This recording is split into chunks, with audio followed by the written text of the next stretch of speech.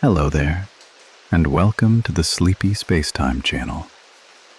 Tonight, we'll be exploring the gentle, ancient rhythm of the rain.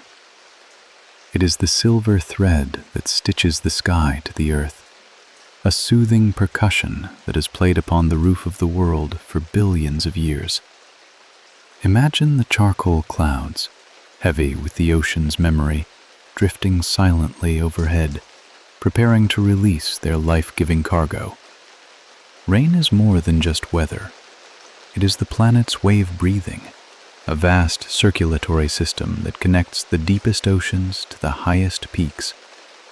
It is a cycle of eternal renewal that washes the air clean and paints our landscapes in deep, vibrant greens. From the diamond rains on distant planets to the soft, rhythmic tapping on your own window pane tonight, water is the wandering storyteller of the cosmos.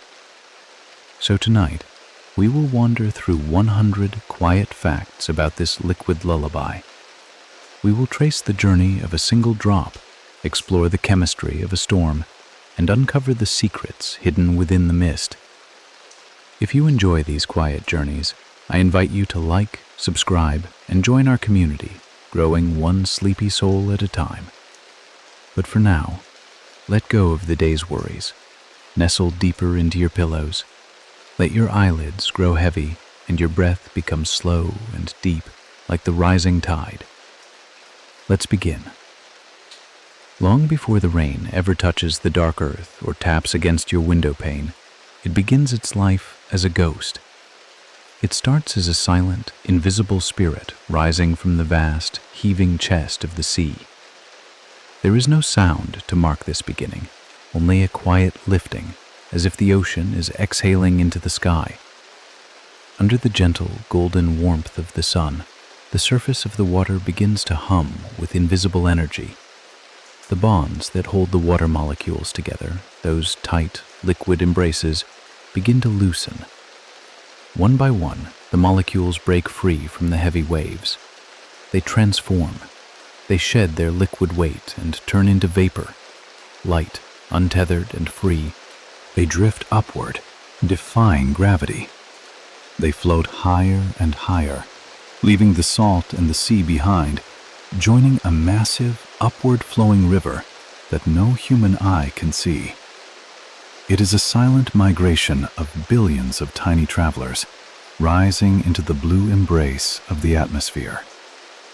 Every storm, no matter how powerful, begins with this act of quiet surrender. It is a lesson from the water.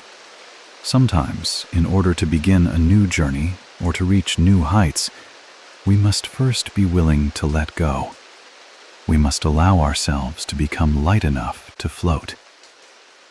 A cloud cannot be born from water alone. In the lonely, thin air of the upper atmosphere, a water molecule is a wanderer looking for a home. To become visible, to become rain, it needs a tiny, solid heart to hold on to. High above the world, where the air is crisp and cold, the water vapor searches for a place to rest. It finds it in the most unlikely of places: microscopic specks of dust, tiny crystals of sea salt carried by the wind, or even ancient ash from distant volcanoes. We call these condensation nuclei, but they are really just tiny floating islands. The water vapor wraps itself around these specks, clinging to them like a blanket. It condenses, turning from a lonely gas back into a shimmering liquid droplet. Without these tiny particles of dust, the sky would remain clear, and the rain would never fall. It is a beautiful, hidden partnership. The purity of the water needs the grit of the earth to become something real. It reminds us that even the smallest, most insignificant speck of dust has a vital purpose in the grand design of the storm. Nothing is truly wasted. One droplet is invisible to the naked eye, but when billions of them join hands in the sky, they become a floating mountain. They weave themselves into the white, drifting cathedrals we call clouds. As these droplets form around their tiny dust hearts, they begin to crowd together in the cooling air. They do not touch, but they drift in perfect unison, suspended by the updrafts. Slowly, the deep blue of the sky softens into a milky white. A cumulus cloud is born. It shifts and changes shape with every breath of wind, swelling into vast towers of mist. To us on the ground, it looks solid, like carved white marble or a pile of soft cotton. But up close, it is nothing more than air and water, woven together by the cold, a phantom structure that you could walk through without ever hitting a wall. Watching a cloud form is like watching a thought take shape in a quiet mind. It appears out of nowhere, soft and malleable, drifting peacefully through the open space. It teaches us that there is strength in softness and beauty in things that are constantly changing.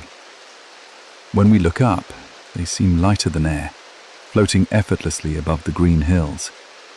We imagine them to be as light as feathers, or perhaps as weightless as a dream. Yet, the science tells us a story of immense, hidden power. A single, fluffy cumulus cloud, the kind you might see on a sunny afternoon, can weigh over 1 million pounds. That is the weight of 100 heavy elephants, or a fleet of blue whales, suspended silently above your head. How does the sky hold such a burden?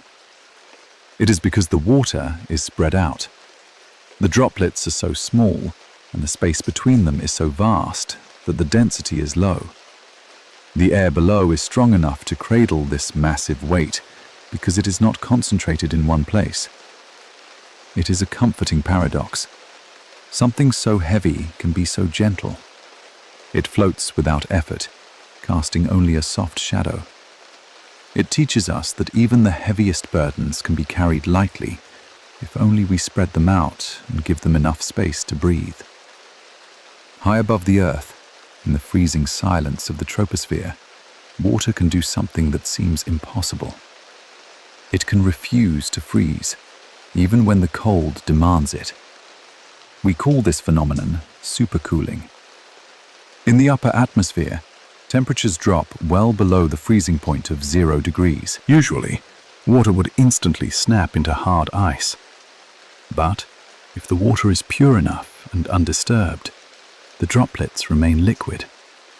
They enter a state of suspended animation. They are incredibly cold, still, and patient, hovering in a strange twilight state between the flowing world of liquid and the rigid world of solid ice. They are waiting for the exact right moment, or the right touch, to transform. Nature is full of these waiting rooms. There are moments where time seems to freeze, and change waits for the perfect moment to happen. It is a reminder that there is no rush. Being still and waiting in the cold is simply part of the process of becoming something new. If you were to ask a child to draw a raindrop, they would likely draw a teardrop round at the bottom and point it at the top. It is the symbol we see in storybooks and weather maps. But the sky paints a very different shape, one that is far more humble and surprising. As a raindrop begins its long fall from the cloud, it does not keep a pointed tail. The air rushes up against it, pushing against the bottom of the drop like an invisible hand. The water yields to this pressure. It flattens out. A falling raindrop actually looks like the top half of the hamburger bun, or a tiny fluid parachute. It spreads itself wide to catch the wind, maximizing its resistance as it descends. The smaller drops remain spherical, holding their shape tight, but the larger ones relax into this flat, curved form, riding the air currents like a leaf on a river. The teardrop is a human symbol, a projection of our own sadness. But the reality of the rain is a shape of resistance and balance. The drop adapts to the air that pushes against it, reshaping its entire body to survive the long fall. It teaches us to be flexible in the face of resistance. A drop falls from miles above our heads, a tremendous distance that should send it crashing down with dangerous speed. Yet, when it finally arrives, it lands on your skin as a gentle, harmless tap. When the drop first leaves the cloud, gravity pulls it down, accelerating it faster and faster. It rushes toward the earth. But the air is not empty space. It is a substance, and it fights back. As the drop speeds up, the friction of the air increases, pushing upward against the falling water. Eventually, a perfect balance is reached. The pull of gravity is exactly matched by the push of the air. The drop stops speeding up. It reaches terminal velocity. It settles into a steady, constant speed, cruising down the rest of the way at a leisurely, rhythmic pace. Nature has a speed limit for everything. Nothing is allowed to fall forever without being caught. Eventually, the chaotic rush settles into a steady, peaceful rhythm. It is a promise that no matter how fast things seem to be moving, they will eventually find their pace and settle into a gentle equilibrium.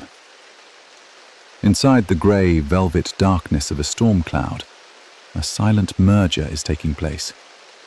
It is a crowded world up there, and the droplets are constantly meeting one another in the mist. As droplets drift on the wind, they often collide. But this is not a violent crash. When a larger drop bumps into a smaller one, they do not bounce off like billiard balls. They embrace.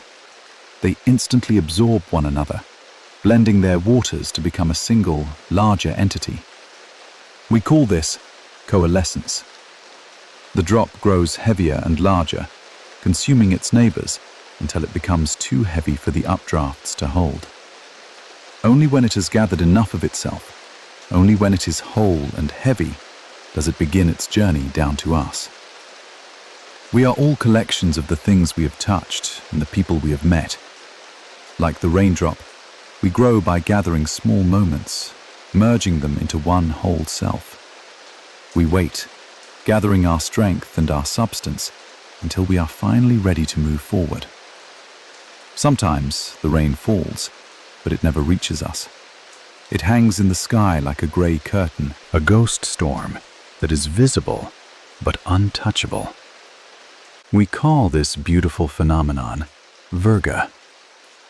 If you look at the horizon during a sunset, you might see streaks of gray hanging from a cloud, looking like the tentacles of a jellyfish, reaching down but stopping in mid-air. The rain is indeed falling, leaving the safety of the cloud, but the air below is too dry and too warm. Before the drops can hit the ground, they evaporate back into vapor. They vanish into the invisible, returning to the sky before they ever touch the earth. It is a poetic reminder of the things that almost happen, the conversations we almost have, the paths we almost take. They are not failures. They are beautiful in their own way, suspended forever in the quiet space between the sky and the ground, existing only for themselves. Not all rain travels at the same pace. The sky has different gears, different rhythms for different days. A fine mist, the kind that clings to your coat, floats down almost lazily. It drifts at just 2 miles per hour slower than a person walking through a park. It seems to have no destination, simply wandering downward. In contrast, a heavy thunderstorm drop, fat and full of water, can race down at 20 miles per hour, drumming a fast beat on the roof. But most rain falls at a speed that feels perfectly timed, a steady, hypnotic drumbeat that matches the resting rhythm of the human heart. Fast or slow, the destination is always the same: The water does not rush because it is late. It moves exactly as the laws of the universe intend. Whether we drift like the mist or race like the storm, we all arrive exactly where we are meant to be, at exactly the right time. The rain that touches your face today is not new. It is incredibly, anciently old. In fact, there is no such thing as new water on our planet. The water that falls tonight is the same water that has been here since the dawn of the world. The Earth is a closed system, a sealed terrarium floating in space. We do not gain water from the stars, nor do we lose it to the void. We simply recycle it over and over again in a loop that takes millennia to complete. The drop on your window pane may have once flowed in the Nile River during the time of the pharaohs. It may have been locked inside a glacier during the Great Ice Age, sleeping in frozen silence for 10,000 years. It may have been steam rising from a cup of tea in Victorian London. It rises, it falls, it flows, and it rises again. The water molecules are eternal travelers, shifting from solid to liquid to gas, witnessing the rise and fall of civilizations. When it rains, you are touching history. Every storm is a reunion of ancient travelers, gathering once more to wash the world clean. It is a comforting thought that nothing is ever truly lost. It simply changes form and returns to us in time. Before it was rain, it might have been a star. In the high, cold atmosphere, much of the rain begins its life not as a liquid, but as a delicate, frozen crystal. In the upper reaches of the cloud, where the air is freezing, water vapor skips the liquid stage and crystallizes directly into ice. It forms intricate, six-sided lattice structures, the snowflakes we know and admire. These tiny stars drift downward. But as they fall into the lower atmosphere, closer to the warm earth, the air grows gentle and mild. The ice cannot hold its rigid shape. The complex, beautiful geometry of the star dissolves. The crystal melts, collapsing into itself, transforming into a simple, round drop of water. By the time it hits the ground, the star is gone, replaced by the rain. There is a hidden history in every drop, a secret past of geometry and ice, melted away to bring life to the green world below. It reminds us that simplicity is often just complexity that has let go of its hard edges. Have you ever wondered why you never see a raindrop the size of a basketball, or even a tennis ball? There is a strict law in the sky that prevents the rain from becoming too heavy. As a raindrop falls, it may collide with others and grow larger, but nature imposes a limit. If a drop grows larger than about 5 millimeters across, roughly the size of a housefly, it becomes unstable. The air pressure pushing against it becomes stronger than the surface tension holding it together. The drop begins to vibrate violently, twisting and distorting until it tears itself apart. It splits into 2 or smaller drops, resetting its size. The physics of the air acts as a guardian, ensuring that the water remains fragmented and light. There is kindness in this limitation. By staying small, the rain can nourish the world without crushing it. If the drops were too large, they would hurt the delicate flowers they are meant to water. It is a lesson in the power of gentleness and the wisdom of knowing when to break apart to stay safe. If you look closely at a droplet resting on a green leaf after the storm, you will notice something peculiar. It does not spread out flat like a sheet of paper. Instead, it stands up, proud and round, as if it is wrapped in an invisible skin. This phenomenon is the result of a silent molecular embrace we call surface tension. Deep inside a droplet, every water molecule is holding hands with its neighbors, pulled equally in all directions. But the molecules on the very surface have no neighbors above them in the air, so they hold on even tighter to the ones beside and below them. This creates a tightened web, a microscopic tension that pulls the surface taut. It transforms the water into a sphere, the perfect geometric shape where the surface area is as small as possible. It wraps the liquid in a protective, elastic shield, allowing it to bead up and roll away. There is a quiet strength in this tension. It teaches us about the importance of holding oneself together. By maintaining its center and holding tight to its own kind, the droplet can remain whole, even when resting on a rough or uncertain world. Every raindrop is a temporary eye. If you catch a drop hanging from a window pane and look through it, you will see that it has captured the world behind it, but with a twist. Water is denser than air, and because of this, it slows down the light that travels through it. When a beam of light enters the curved surface of a raindrop, it bends. This is the physics of refraction. The drop acts exactly like a glass lens in a telescope. It gathers the vast, sprawling image of the forest or the city street and compresses it into a tiny space. As the light rays cross over inside the liquid sphere, the image inverts.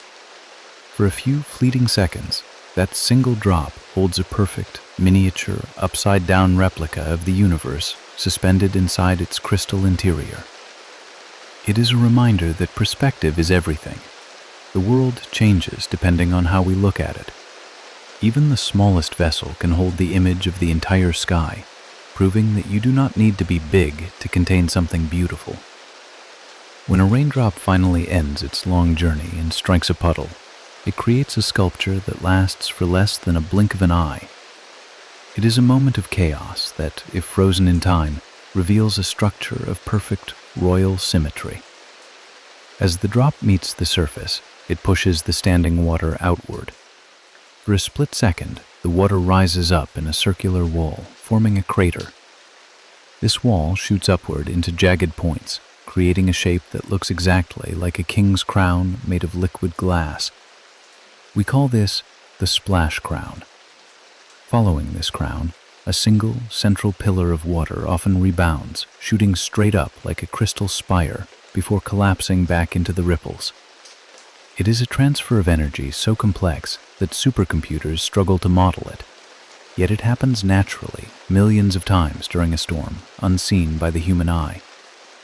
Beauty often hides in the moments that are too fast for us to see. Just because we miss these fleeting crowns doesn't mean they aren't there. The rain creates masterpieces on the pavement, art for the sake of art, vanishing as quickly as it appears. Water is often described as flowing and free, but it is also incredibly sticky. It loves to hold on. This is why, long after the storm has passed, the window remains wet, and the petals of a flower glisten with clinging jewels that refuse to fall. While cohesion makes water stick to itself, a force called adhesion makes it stick to other things. Water molecules are electrically polar. They have a positive side and a negative side, like tiny, gentle magnets.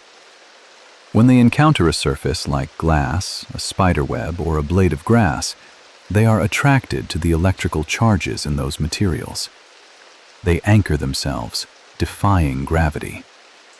This is why you see raindrops trailing slowly down a window rather than falling straight off.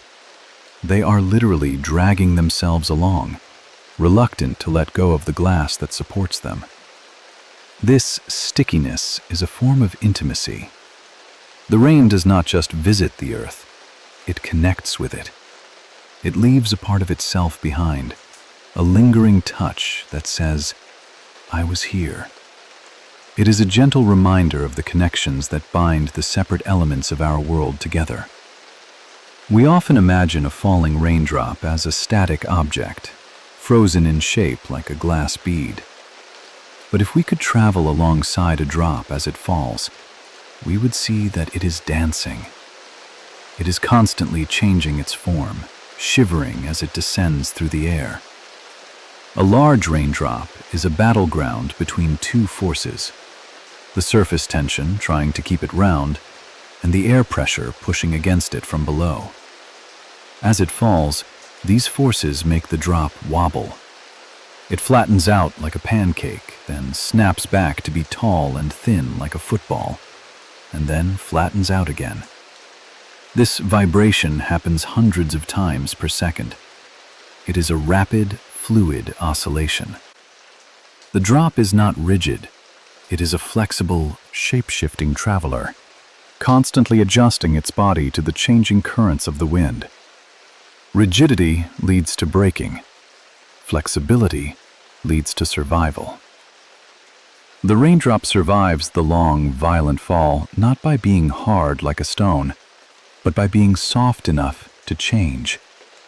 It flows with the resistance rather than fighting it, a lesson in the power of adaptability. Have you ever thought of a raindrop as a balloon? Though it has no rubber skin, every drop is a pressurized vessel, holding its contents tight against the world. Because of the surface tension, that skin of water molecules holding tight to one another, the liquid inside the drop is squeezed. It is under pressure, slightly higher than the air pressure outside. This is called Laplace pressure.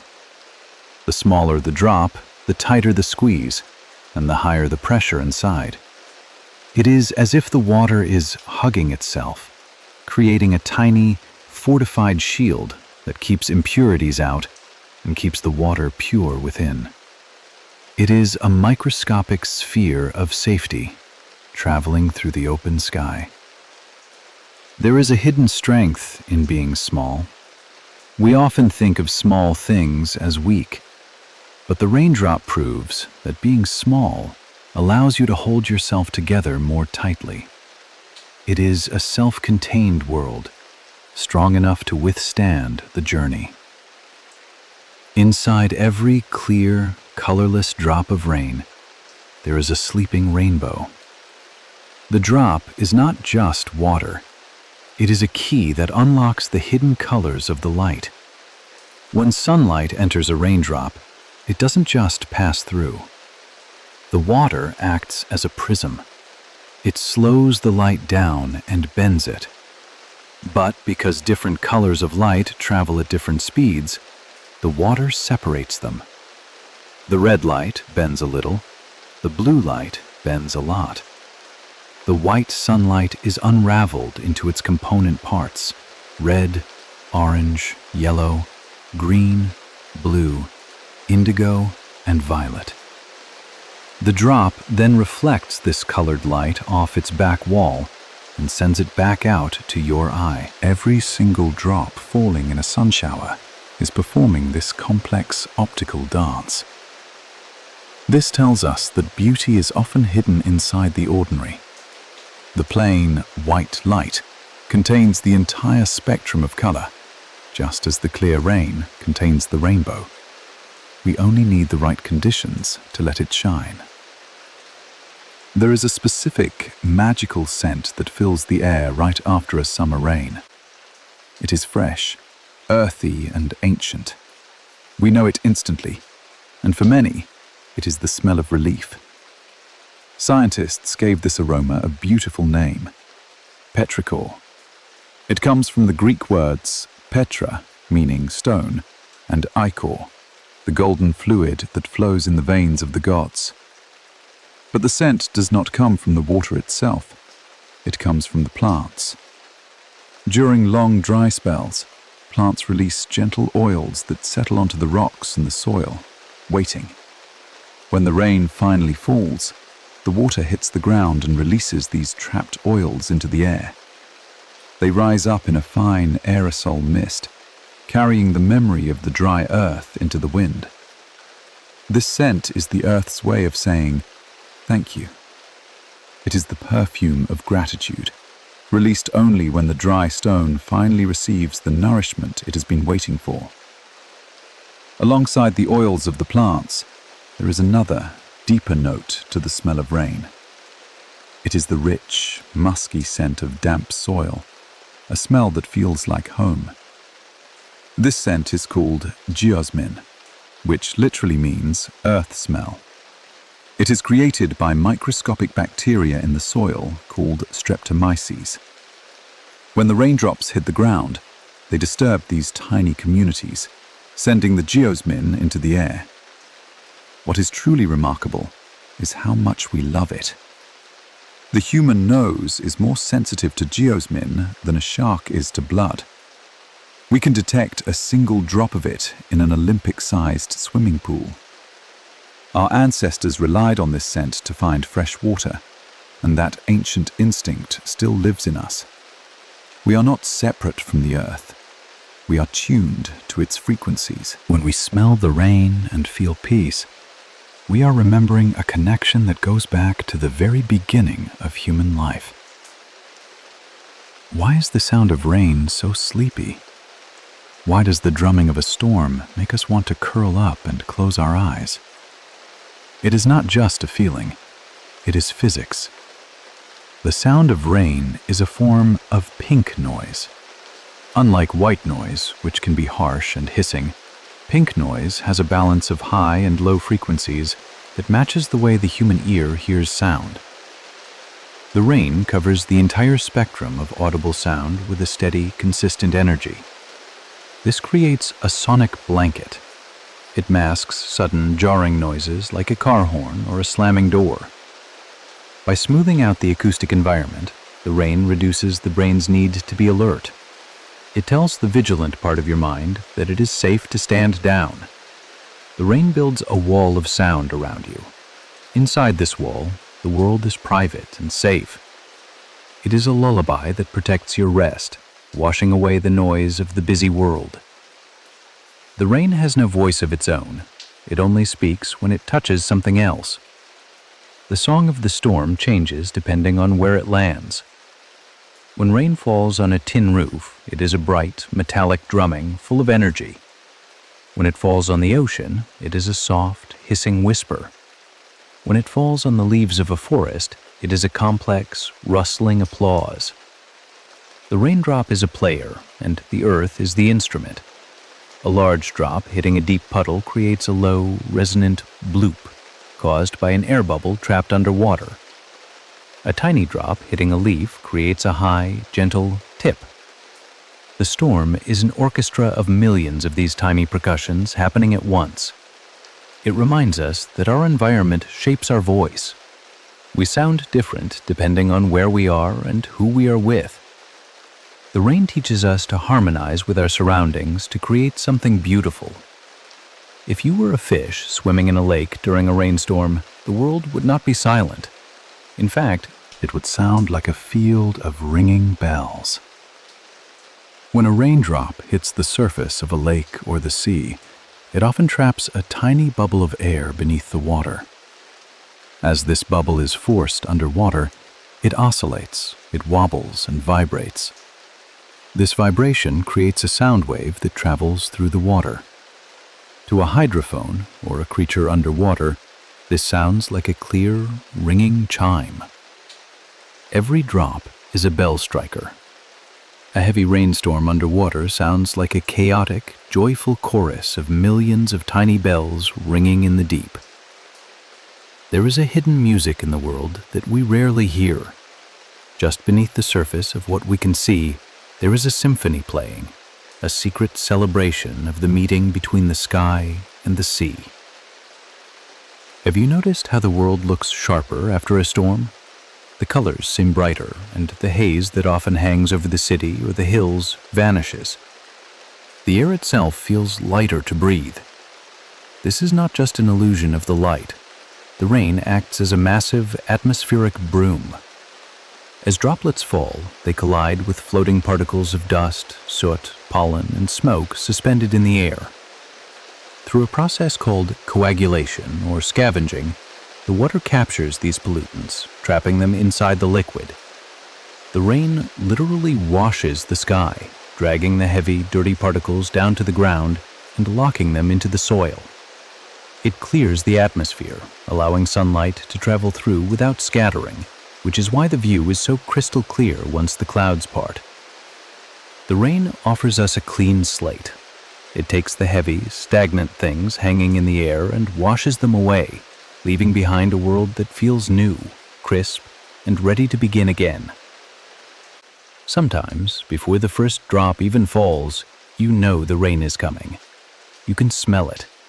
It is a sharp, metallic, clean scent, like the smell of fresh bed sheets or a spark of electricity. This is the scent of ozone. High up in the storm clouds, powerful electrical charges are building up. Before the lightning strikes, these electrical currents split oxygen molecules, O2, apart. The atoms rearrange themselves into groups of 3, forming ozone, O3. Downdrafts, winds rushing down from the storm, carry this gas from the high altitude down to your nose. It is the perfume of the storm's energy. You are smelling the chemistry of the upper atmosphere, delivered to you on the wind. It is a signal from the sky. The air is announcing the change before it arrives. It reminds us to pay attention to the subtle shifts, the invisible whispers that tell us something powerful is on the way. During a heavy downpour, the world seems to shrink. The distant sounds of traffic, the neighbors, or the birds fade away, leaving you in a small, private bubble of sound. This is known as sound attenuation. A heavy curtain of rain is excellent at absorbing sound waves, particularly high-pitched ones. The millions of falling drops create a physical barrier that scatters and dampens the noise trying to pass through it. Furthermore, the loud, white noise of the rain falling near you creates an auditory mask, covering up the quieter sounds of the distant world. The acoustic horizon moves closer. You can no longer hear what is happening a mile away. You can only hear what is happening right here, right now. The rain creates intimacy. It gently closes the door on the outside world, wrapping your home in a layer of privacy. It invites you to focus inward, to be content with the space you are in, protected from the noise of the vast unknown. The sound of rain is not a monologue. It is a conversation. The plants dictate the rhythm. A pine forest sounds entirely different from a field of broad, tropical leaves. Plants have evolved structures that change the way rain sounds. Broad, waxy leaves act like taut drums, creating loud, distinct pops and taps.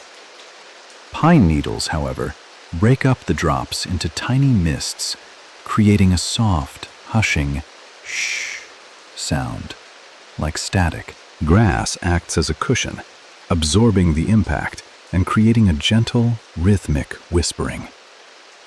The landscape is an orchestra, and the vegetation determines the timbre of the music. When you listen to the rain, you are listening to the shape of the leaves around you. We often think we are just listening to water, but we are listening to the water meeting the earth. It is a reminder that every relationship creates its own unique song, depending on who or what is meeting. You could listen to the rain for 1,000 years, and you would never hear the exact same pattern twice. It is a song that never loops. The rhythm of the rain is what mathematicians call a stochastic process, a system of organized randomness. The exact timing of each drop, the size of the splash, and the interval between sounds follow a probability distribution, but they are never perfectly predictable. Unlike a recorded track or a ticking clock, the rain has infinite variation. Your brain recognizes this lack of rigid pattern. It stops trying to predict the next beat and simply surrenders to the flow. There is peace in unpredictability. Because the pattern never repeats, you cannot memorize it, and you cannot get bored of it. It anchors you in the present moment, the only place where this specific, unique song exists. In the deep green heart of the Amazon rainforest, the rain does not just fall from the sky, it rises from the trees. The forest is not merely a passive recipient of the storm, it is a creator of it. Trees are massive, living pumps. Through their roots, they drink the groundwater deep in the soil. They carry this moisture up through their trunks and release it as invisible vapor through tiny pores in their leaves. This process is called transpiration. In the Amazon, billions of trees release so much vapor that they create flying rivers, massive, invisible currents of water flowing through the air. This vapor rises, condenses into clouds right above the canopy, and falls again as rain. The forest waters itself, recycling the same moisture over and over in a loop of eternal sustenance. It is a perfect circle of giving and receiving. The trees give to the sky, and the sky gives back to the trees. It teaches us that generosity creates abundance. By releasing what we have, we ensure that the flow of life continues. In the driest deserts of the world, the sand is not dead. It is a sleeping garden, waiting for a specific signal to wake up. Beneath the scorching dunes, millions of seeds lie dormant. They are called ephemerals. They are encased in a tough, protective coating that contains a chemical inhibitor. This inhibitor prevents them from sprouting during a light shower, which wouldn't be enough to keep them alive. They wait for a heavy, soaking rain. The water dissolves the chemical lock, signaling that it is safe to emerge. Almost overnight, the brown desert explodes into a carpet of vibrant wildflowers, purples, yellows, and reds. They bloom, seed, and fade quickly, leaving behind new seeds to wait for the next great rain, whether it comes in a year or a decade. This is the ultimate lesson in patience. It reminds us that potential is never lost. It is simply waiting for the right conditions. Even in the barren places, life is ready to flourish if we just give it time. Mountains are the gatekeepers of the rain. They stand tall enough to dictate the weather, deciding which lands will be green and which will be dry. When moist wind blowing from the ocean meets a mountain range, it has no choice but to rise. As the air climbs the slopes, it cools down. The water vapor condenses into clouds and releases all its rain on the windward side of the mountain. By the time the air crosses the peak and descends the other side, it is dry and empty. This creates a rain shadow, a dry, desert-like area hiding behind the green mountain. The mountain divides the world into two stories, one of abundance and one of thirst, separated only by rock. Boundaries shape our world. The same mountain that blocks the rain also provides shelter. It teaches us that every obstacle creates a unique environment, and beauty can be found in both the lush forest and the quiet, dry shadow. When rain falls onto the open ocean, you might think it mixes instantly with the salt water, lost forever in the deep blue. But for a while, it resists. Fresh water is lighter and less dense than salt water. When a heavy rainstorm passes over a calm sea, the rainwater forms a distinct layer on top of the ocean. It floats there, a lens of sweet, fresh water resting on the salty deep. For a short time, you could technically drink from the very surface of the sea, This layer can linger for hours or even days before the waves and the currents finally churn it into the brine below. It is a moment of gentle coexistence. Two different worlds, the fresh and the salt, touching but not destroying each other. It reminds us that we can remain true to our nature even when we are surrounded by something vast and different. In ancient canyons, the rain acts as a slow, patient artist, preparing the canvas for human history. On rocks in the desert, you will often see a dark, shiny coating called desert varnish. This is created by rain. As rainwater trickles down the rock face, it carries microscopic particles of clay, manganese, and iron. Bacteria living on the rock fix these minerals into a hard, dark glaze. It takes thousands of years for this varnish to build up. Ancient humans realized that if they chipped away this dark layer, the lighter rock underneath would shine through. They used the rain's canvas to carve petroglyphs, symbols and stories that have lasted for millennia, preserved by the very contrast the rain created.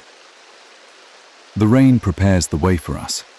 It works on a timescale we can barely comprehend, slowly layering the world with meaning, waiting for us to leave our mark.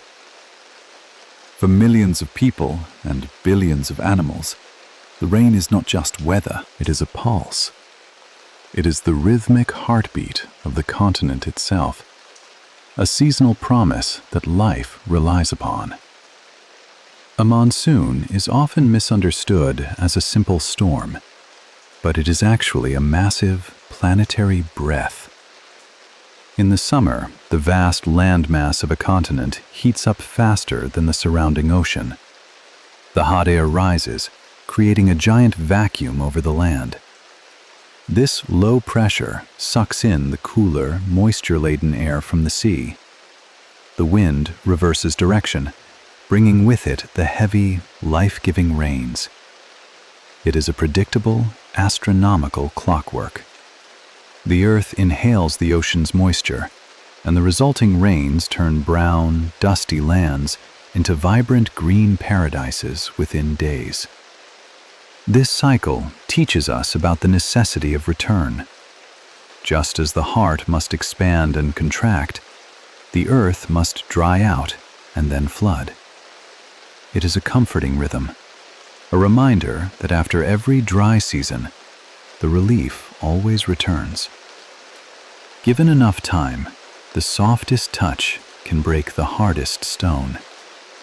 The rain is a master carver, hollowing out mountains from the inside to create hidden cathedrals of rock.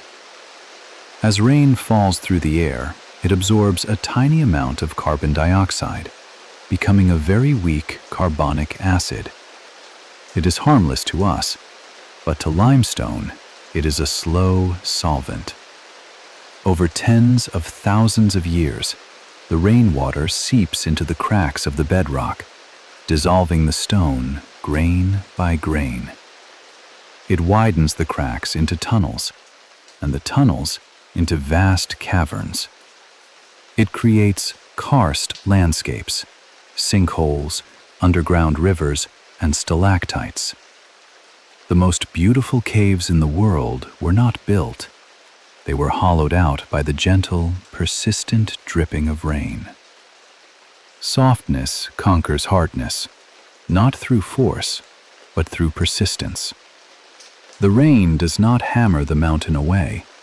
It simply flows, patiently and quietly, until the rock yields. It is a lesson in the power of gentle consistency. When rain hits the ground, it does not always flow away.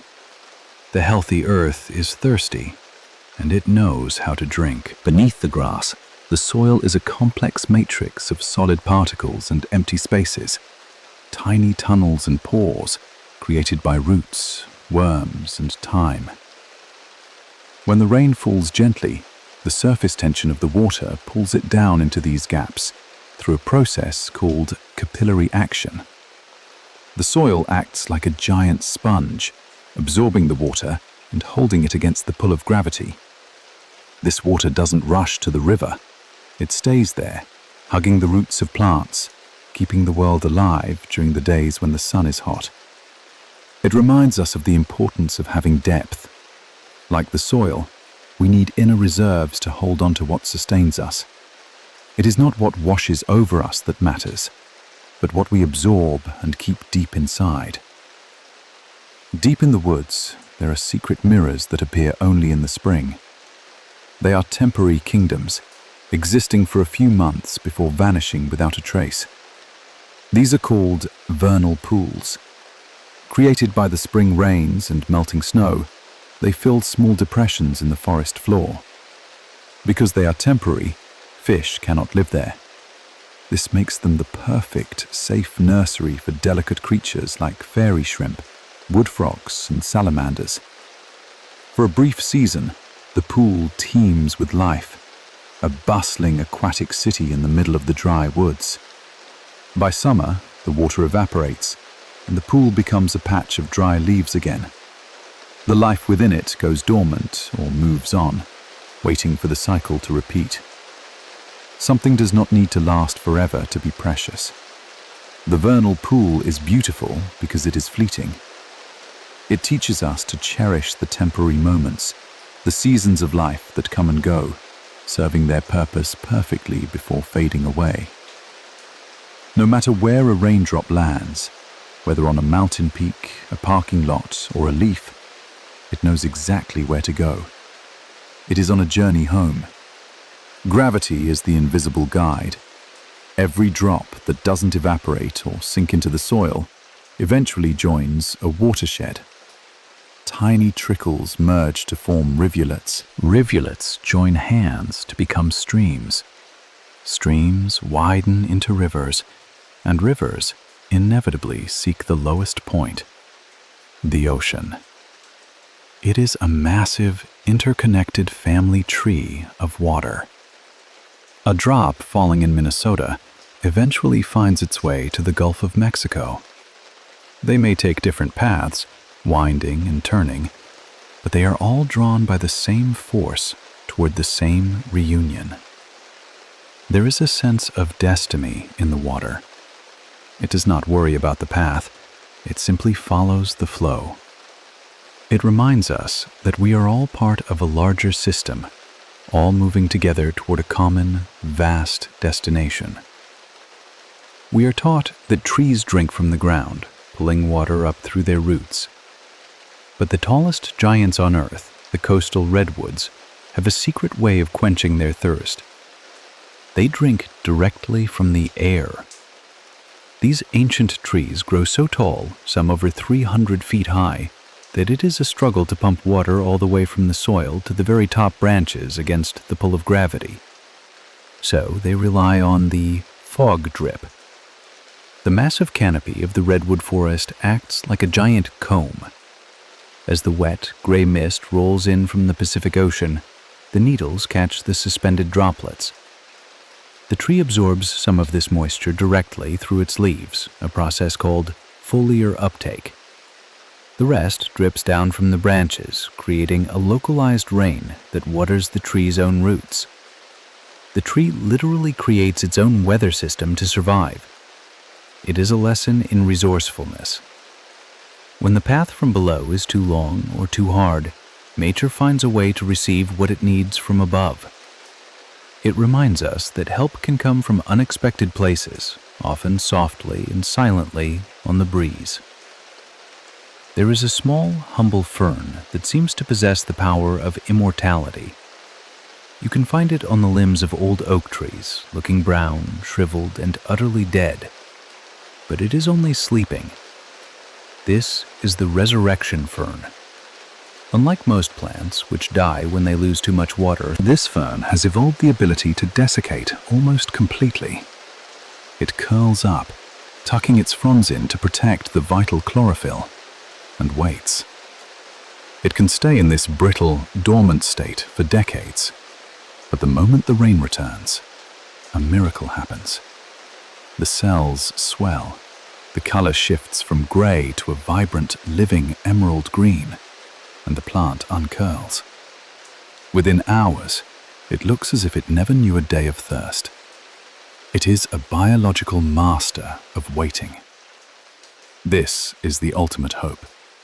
It teaches us that what looks like the end is often just a pause.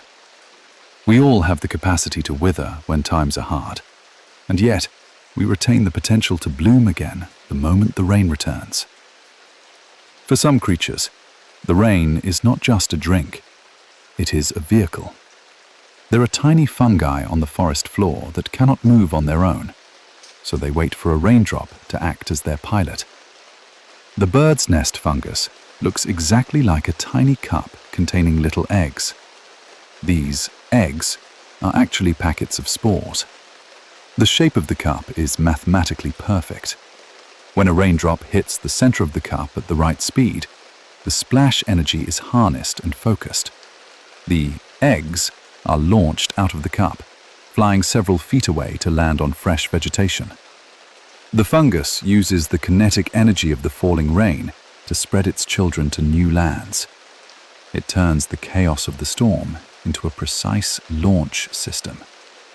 It is a beautiful example of using the forces around us. We do not always need to generate our own power. Sometimes, we simply need to position ourselves correctly and let the energy of the universe move us where we need to go. When it rains, the soil doesn't just get wet, it wakes up. A teaspoon of healthy soil contains more living organisms than there are people on Earth, and the rain is their alarm clock. Deep in the microscopic pores of the Earth, bacteria and protozoa go dormant when it is dry. They create protective shells and stop moving. When the water infiltrates the soil, these billions of tiny lives reactivate instantly. They begin to eat, reproduce, and process nutrients. This sudden burst of biological activity releases nutrients like nitrogen, making them available for plant roots. The fresh smell of the garden after rain is actually the scent of billions of microscopic workers returning to their shift, breathing life back into the underground world. The most important work often happens where we cannot see it. Beneath our feet, a vast, invisible community is working in harmony with the water to sustain the world. It reminds us to be grateful for the silent, hidden forces that support us. During a heavy downpour, the sidewalks and gardens are often filled with earthworms. We often think they come out to avoid drowning, but the truth might be more musical. While worms do breathe through their skin and need moisture, they can actually survive underwater for days. Scientists believe they surface during rain because of the sound. The rhythmic drumming of raindrops on the soil creates vibrations that sound remarkably like a mole, the worm's predator digging through the earth. Sensing this warning drum, the worms flee upward to the surface to escape the imaginary predator. Once there, they use the wet pavement to travel faster and further than they ever could underground, migrating to new territory before the sun returns. Even a misunderstanding can lead to a new journey. The worms flee fear, but find freedom and new horizons. It suggests that even when we are driven by anxiety or the need to escape, we may end up exactly where we need to be. If you live near a pond or a marsh, you know that the rain does not bring silence. It brings a symphony. For the frogs and toads of the world, a storm is not weather. It is a signal for romance. Frogs have thin, permeable skin that must stay moist to survive. For most of the year, they hide in the damp shadows, conserving their energy. But when the barometric pressure drops and the warm rain begins to fall, the humidity rises to a perfect level. It is safe to come out. Males gather by the water's edge, and inflate their vocal sacs' resonating chambers that amplify their calls. They sing to attract mates. The rhythmic ribbit and croak you hear is actually a competitive choir, a desperate, joyful love song sung into the darkness. The heavier the rain, the louder they sing, their voices rising to meet the sound of the falling water. It is a celebration of life in the midst of the storm. While we retreat indoors, the natural world sees the rain as a curtain rising on its most important stage. It reminds us that there is a time to be quiet and a time to sing with all our might. In the dry lands of the American Southwest, there is a creature that sleeps deeper than any bear. The spade-foot toad spends almost its entire life underground, waiting for a single perfect night. This is called estivation, a summer hibernation. When the soil dries out, the toad digs deep underground, using the spade-like hard pads on its feet. Once buried, it sheds several layers of skin, which harden into a watertight, parchment-like cocoon. Sealed inside this protective shell, the toad slows its heart rate and metabolic rhythm to a near stop. It can sleep like this for 10 months or even 2 years in absolute darkness. It is listening for one thing: the deep, low-frequency rumble of heavy thunder. Only when the rain pounds the earth hard enough to vibrate the ground does the toad wake up, break its seal, and emerge to feast and live. This is the ultimate trust in the future. The toad enters the dark, knowing that the rain will eventually return. It teaches us that rest is not wasted time. It is a preservation of energy for the moment when we are truly needed. If you walk through an ancient forest after the rain, the ground feels soft, almost like a memory foam mattress. This is the work of moss, the forest's silent keeper of water. Mosses are primitive plants. They have no true roots to dig for water. Instead, they drink through their entire bodies. Sphagnum moss, in particular, is a biological marvel. It is built like a microscopic sponge with large, hollow cells designed solely to trap liquid. It can hold up to 20 times its own dry weight in water. When the rain falls, the moss swells, becoming plump and vibrant.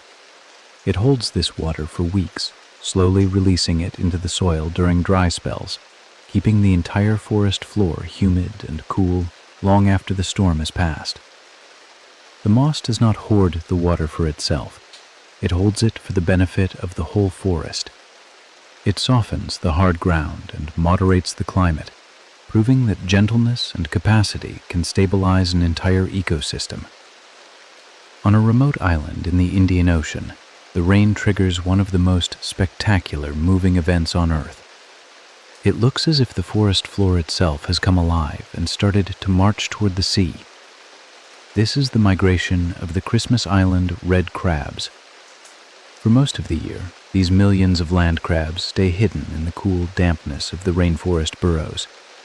They cannot travel in the dry heat. They would desiccate and die. They wait for the arrival of the wet season rains.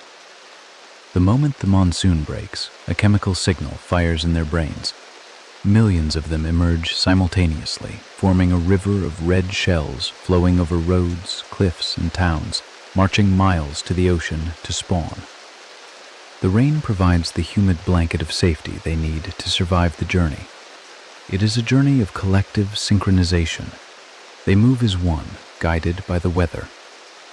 It reminds us that we are often waiting for the right atmosphere to make our move, and when the conditions are right, the path forward becomes clear. For the small, the weak, and the hunted, a heavy rainstorm is not a burden. It is a shield. The woods become safer when the sky opens up. Many predators rely on acute senses to hunt. The wolf needs to smell. The owl needs to hear the rustle of a mouse. But the rain is a chaotic mask. It washes away scent trails, making the air smell only of water and earth. The drumming sound of the drops drowns out the snapping of twigs and the rustle of leaves. Furthermore, many predators dislike the wet and cold, choosing to hunker down in their dens. For the prey animals, the deer, the rabbits, the mice, the storm is a period of truce. They can graze in peace, cloaked by the grey curtain of the rain, invisible and unheard. The storm brings a strange kind of peace. What looks like chaos on the outside is actually a shelter for those who need it most. It reminds us that sometimes the turbulent times are actually protecting us, giving us a moment to breathe without fear. A rainbow is not an object that hangs in the sky, like a cloud or a bird. It is not a fixed thing at all. It is a ghost of light, a private event that exists only for you. When sunlight strikes a falling raindrop, it enters the water, bends, reflects off the back of the drop, and exits again, returning to your eye. The specific angle for this magic is 42 degrees. The millions of drops that happen to be at exactly that angle relative to your eyes and the sun are the ones that light up with color. This means that if you are standing next to a friend, you are looking at two different rainbows. You are seeing the light from one set of drops, and they are seeing the light from another. The rainbow moves as you move, always keeping its distance.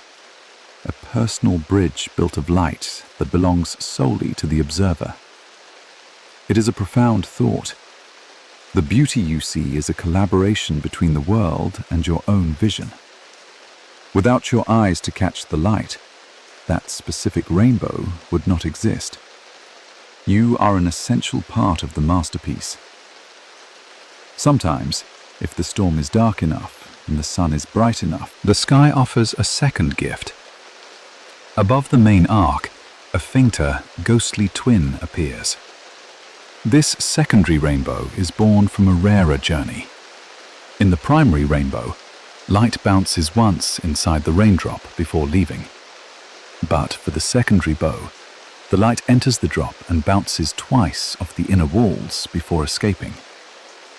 This second reflection does two things. First, because light is lost with every bounce, the second bow is always fainter and more delicate. Second, the extra reflection flips the image. If you look closely, you will see that the colors of the second rainbow are reversed. Red is on the inside, and violet is on the outside.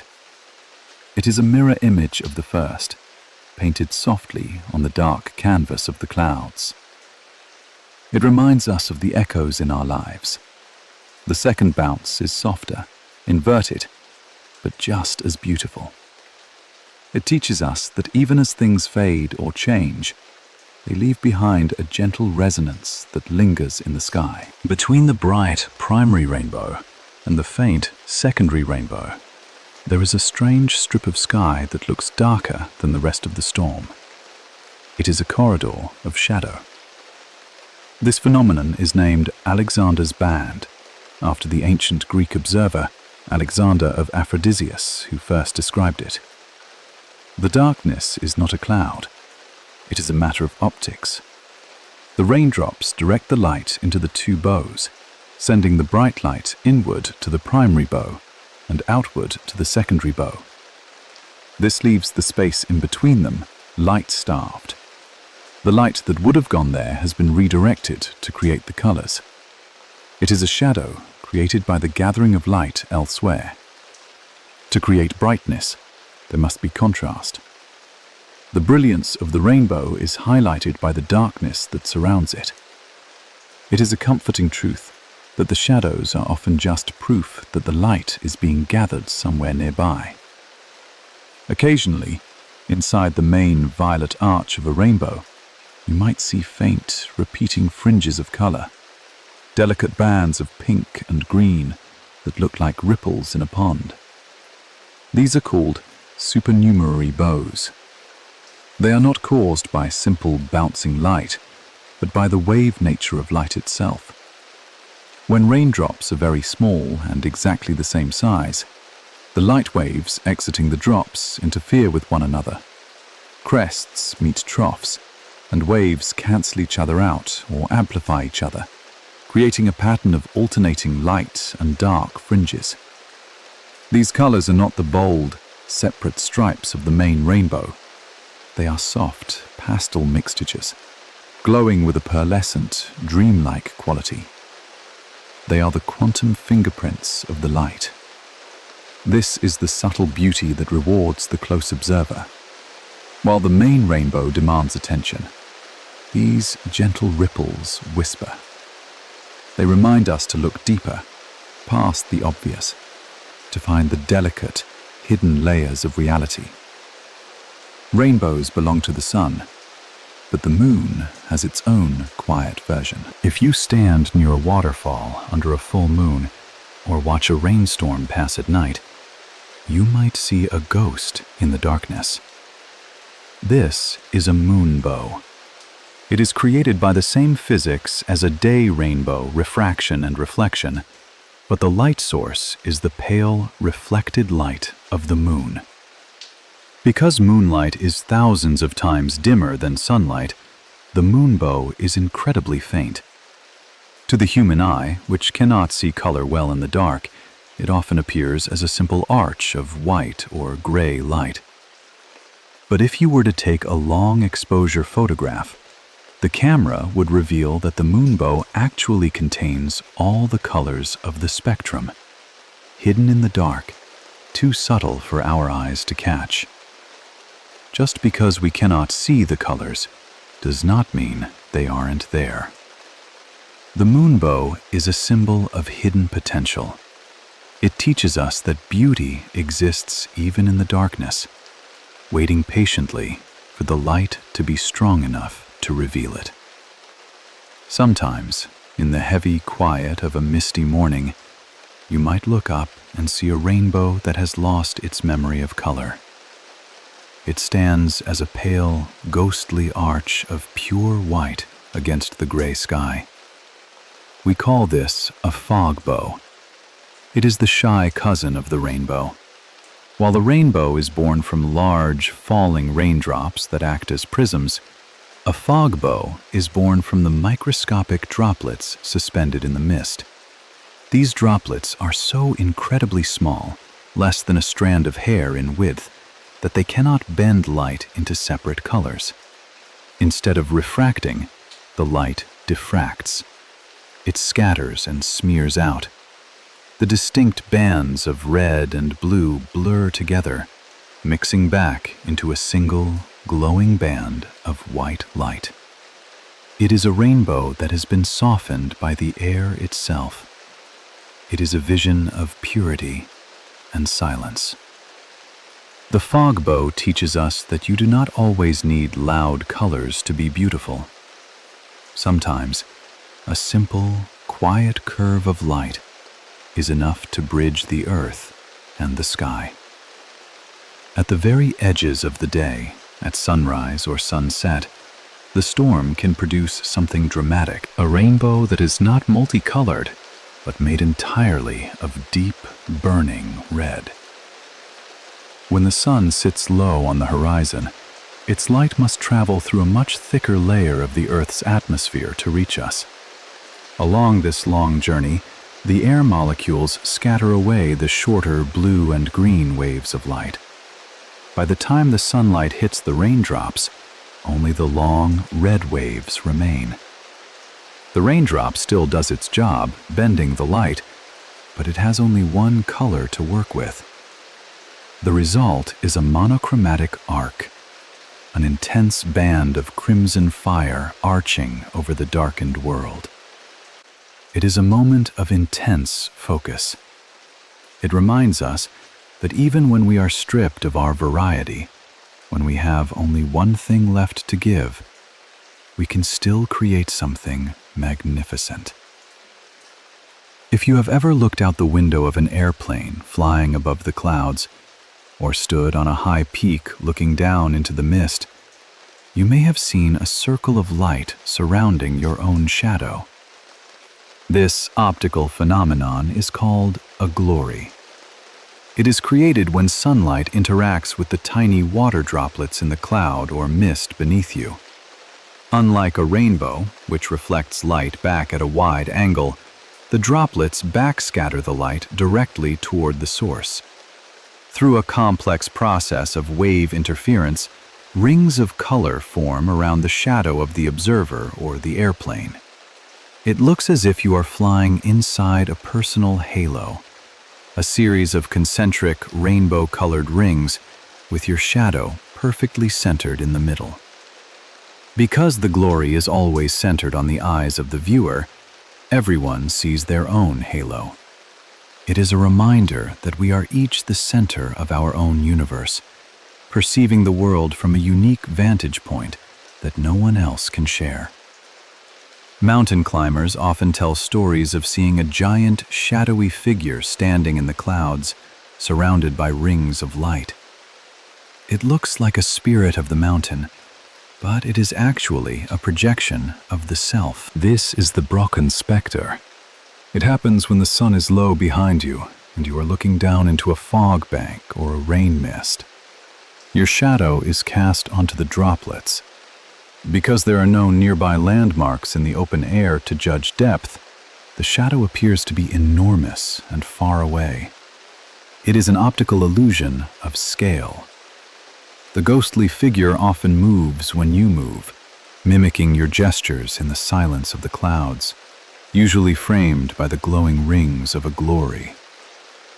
Our fears often look like giants, but when we look closer, we realize the giant is just a shadow of ourselves, projected onto the unknown. It is a comforting truth that the monsters we fear are often just our own reflections. After a rainstorm, when the sun breaks through and hits the wet grass, you might notice a strange brightness around the shadow of your own head. It looks as if the ground itself is glowing just for you. This is a German term, Heiligenschein, which translates to holy light or halo. It happens because of the millions of round dewdrops or raindrops resting on the blades of grass. Each drop acts as a perfect spherical lens. The drop collects the sunlight, focuses it onto the leaf behind it, and then reflects that brightness directly back along the path it came from, straight to your eyes. The observer sees a hot spot of reflected light around their own shadow, while the rest of the grass looks normal. It is a beautiful, private phenomenon. It suggests that the world reflects your own light back to you. Wherever you walk, you carry a hidden brightness, a halo that exists only because you are there to see it. On our sister planet, Venus, the sky is thick and yellow, hiding a secret beneath its heavy veil. It rains there constantly, but it is a rain that would burn rather than heal. The clouds of Venus are not made of water vapor, but of concentrated sulfuric acid. They drift in the upper atmosphere, creating a corrosive, eternal storm. As the acid droplets grow heavy, they fall toward the surface. But Venus is a world of heat. The surface temperature is hot enough to melt lead. Because of this scorching heat, the rain never actually touches the ground. It encounters the intense thermal wall about 30 miles up and instantly evaporates, turning back into gas to rise again. It is a perpetual cycle of virga, a massive, planet-wide storm that hangs forever in the air, never delivering its burden to the dust below. It is a reminder of the delicate balance required for life. Rain is a blessing only when the world is cool enough to receive it. It teaches us to appreciate the gentle, forgiving temperatures of our own home.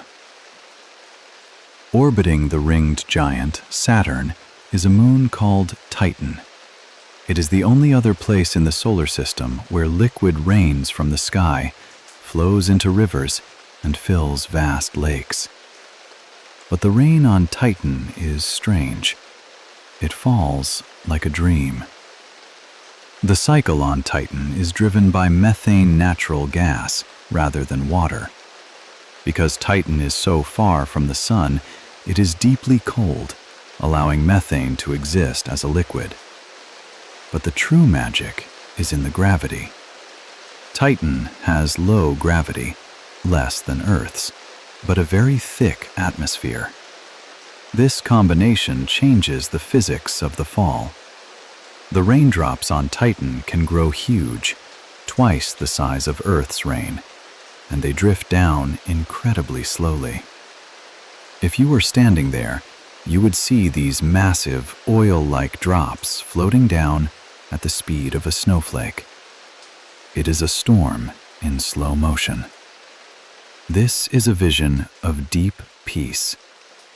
Even a storm, which we usually think of as violent and fast, can be slow and hypnotic in a different world. It suggests that the rhythm of nature changes depending on where you stand. Far beyond our solar system lies a deep blue gas giant that looks, from a distance, like a peaceful marble. But this beauty is a mask for one of the most violent weather systems we have ever discovered. On the exoplanet HD 189733b, the wind howls at 5,000 miles per hour, faster than the speed of sound. The heat is intense enough to vaporize silicate rock. As the silicate vapor rises and cools in the upper atmosphere, it condenses. But it does not form soft water droplets. It forms sharp, jagged shards of glass. Because of the ferocious winds, this glass rain does not fall down. It flies sideways. It is a horizontal blizzard of millions of tiny, glittering knives slicing through the dark blue air. Beauty can be deceiving. Something can look calm and familiar from afar, yet be turbulent and dangerous up close. It teaches us to respect the unknown and not to judge the nature of a thing by its color alone. Deep inside the ice giants of our own solar system, Uranus and Neptune, there is a rain falling in the absolute dark that is more precious than any king's ransom. These planets have deep, slushy atmospheres rich in methane and carbon. As you descend thousands of miles into the depths, the pressure becomes unimaginable, heavy enough to crush carbon atoms together. Scientists believe that under this immense crushing weight, the carbon crystallizes. It turns into diamonds. Millions of carats of diamonds, perhaps the size of hail, form in the darkness and rain slowly down toward the planet's solid core. They accumulate there in a glittering layer, a buried treasure chest that no human eye will ever see. Value exists even when there is no one there to claim it. The universe creates beauty for its own sake, not for ours. It is a humbling thought that the greatest riches in the solar system are falling in silence, deep in the dark, serving no purpose other than to be. There is a planet so extreme, a world of such intense duality, that the sky literally weeps molten metal. The exoplanet WASP-76b is tidally locked, meaning one side always faces its star and the other always faces the dark. The day side is an inferno, hot enough to vaporize iron. The iron atoms rise into the atmosphere as an invisible metallic gas. Strong winds carry this iron vapor to the night side, which is much cooler. As the iron crosses into the darkness, it suddenly cools and condenses. It turns from gas back into liquid. On the dark side of this world, the night sky is filled with falling droplets of molten iron. It is a story of transformation through endurance. The metal endures the fire, only to find a form of rest in the cooling dark. It reminds us that even the hardest elements can be made to flow if the conditions are right. When we look at Mars today, we see a world of red dust and silence. It is a desert planet. But if you know where to look, you can see the ghosts of a wetter, gentler past. Orbiting satellites have photographed vast, winding channels carved into the Martian surface. These are dry riverbeds and ancient deltas, patterns that could only have been created by flowing water. Billions of years ago, Mars had a thicker atmosphere. It had blue skies, white clouds, and gentle rains that filled craters with deep lakes. The water is gone now, locked in ice or lost to space. But the memory of the rain remains etched into the stone, a permanent scar of a time when the planet was alive with the sound of water. It tells us that memory is durable. Even when the life of a thing has passed, the mark it leaves behind can last forever. The rain may stop, but the path it carved remains. We think of the sun as a ball of eternal fire, a place where liquid could never exist. But the sun has its own spectacular version of a rainstorm. High in the sun's atmosphere, the corona is incredibly hot. But sometimes, pockets of plasma, electrically charged gas, cool down rapidly. As they cool, they become denser than the surrounding area. Gravity takes hold. This plasma rain does not fall straight down. It follows the invisible curved lines of the sun's magnetic field. Glowing torrents of matter, thousands of times larger than Earth's waterfalls, slide down these magnetic loops, crashing back onto the surface of the star in a dazzling display of physics and light. Even in the heart of the chaos, there is structure. The rain follows the invisible guidelines laid out for it. It reminds us that there are unseen forces guiding the flow of things, creating order even in the most turbulent places. On the exoplanet HAT P7b, the weather report is stranger than fiction. If you could stand on its surface without perishing, you would not get wet with water. You would be pelted with jewels. The atmosphere of this hot Jupiter is rich in a mineral called corundum. On Earth, corundum is the stuff that forms rubies and sapphires. On this distant world, the winds blow these minerals into vast clouds. As the clouds circulate to the cooler night side of the planet, the corundum condenses and precipitates. It rains liquid gems.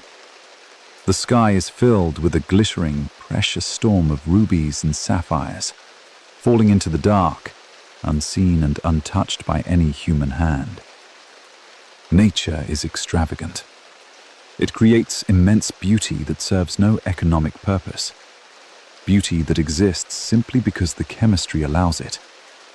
It teaches us that value is not about possession. It is about the wonder of existence. On Saturn's icy moon, Enceladus, the rain does not fall down from the sky. It falls up from the ground, escaping the world entirely to build something new. Beneath the frozen shell of this moon lies a warm, salty ocean. Near the South Pole, cracks in the ice called tiger stripes act as geysers. They shoot massive plumes of water vapor and ice crystals high into space. Because the gravity is so low, this rain escapes the moon. Some of it falls back as snow, but much of it drifts out to form Saturn's E-ring.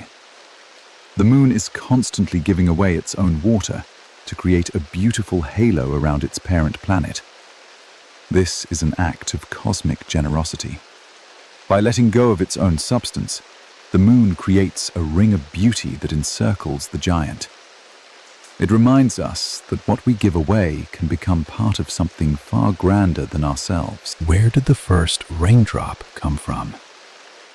Before there was earth, before there was a sun, the water was already there, waiting in the deep silence between the stars. In the vast, cold molecular clouds of the galaxy, tiny grains of dust float in the void. Hydrogen and oxygen atoms, wandering through space, land on these dust grains and bond together.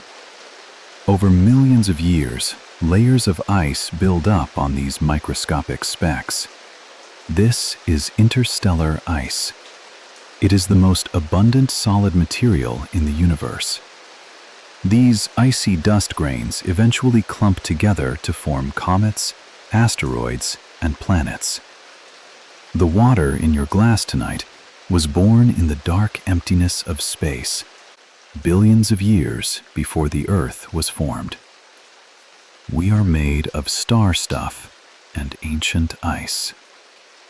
The rain is a traveler that has crossed the galaxy to be here. It connects us to the infinite past and the infinite space, a reminder that we have always belonged to the cosmos. Every mighty river, no matter how wide or powerful, begins with a moment of extreme humility.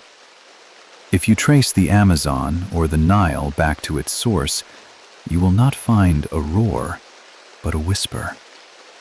High in the mountains, perhaps at the edge of a melting glacier or a bubbling spring, the water emerges. It starts as a trickle, a thin ribbon of clear liquid that you could step across without stretching. It flows over mossy stones, undecided and fragile. It is only gravity that gives it direction. As it travels downhill, it meets other trickles, tiny, nameless streams joining hands. They merge, their strength adding up, transforming from a trickle into a brook, and from a brook into a stream. The giant river is simply a collection of millions of small, quiet beginnings. Do not despise small starts. The greatest forces in the world are born from the accumulation of tiny, consistent efforts. It reminds us that we do not need to start big. We just need to start, and let the journey gather momentum along the way. If you look at a river from an airplane, you will notice something peculiar. It rarely travels in a straight line. It twists and turns, looping back on itself like a snake moving through the grass. This is the physics of the meander. Water creates its own path, but it is easily swayed. If the current hits a small bump on one bank, it bounces off and hits the other side further down. It begins to erode the outer curve, eating away the earth, while dropping soft sand on the inner curve. Over centuries, these curves become more exaggerated. The river swings wide, dancing across the landscape. It takes the long way home. Nature rarely moves in straight lines. It prefers the curve, the spiral, and the wave. The path of least resistance is not always a straight line. Sometimes, to move forward, we must sway side to side. It teaches us that wandering is not the same as being lost. It is simply the natural rhythm of finding our way. Not all rain flows to the river. Much of it vanishes into the earth, embarking on a dark, silent journey beneath our feet. It enters a world we can never see, but one that sustains us all.